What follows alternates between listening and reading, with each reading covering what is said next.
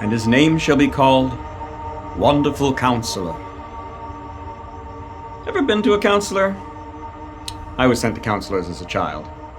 My experience of them was not wonderful. They weren't terrible, really. They just didn't have the right answers. And they couldn't help me. Some counselors are more helpful. Others worse.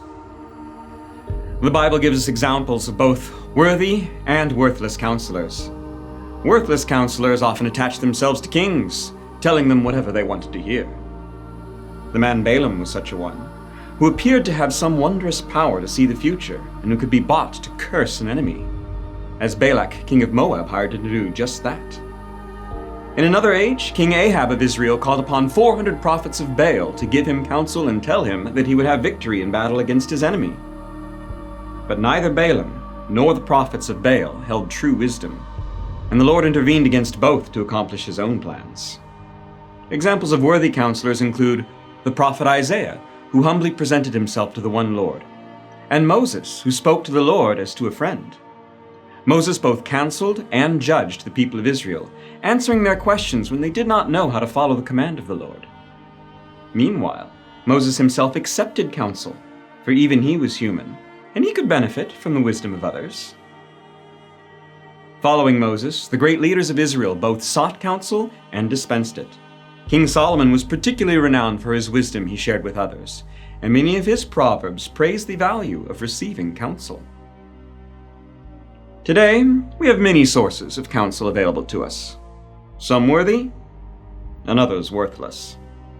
We can listen to gurus and celebrities and political leaders who can tell us what we already want to hear or urge us to act in ways that would benefit them. We can read self-help books and internet articles for prescriptions on how to live a better life.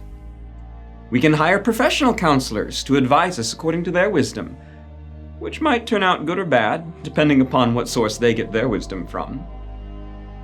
Or we can go to the source ourselves, as King David sings to the Lord, "Your statutes are my delight, they are my counselors." I like that option. Go to the source of wonderful, powerful, effective counsel. And also, to be attentive and listen when that source comes to me.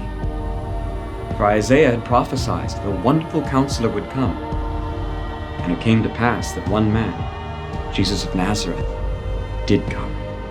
And he taught the people the law and the will of the Lord, not as the scribes did, but as one having authority.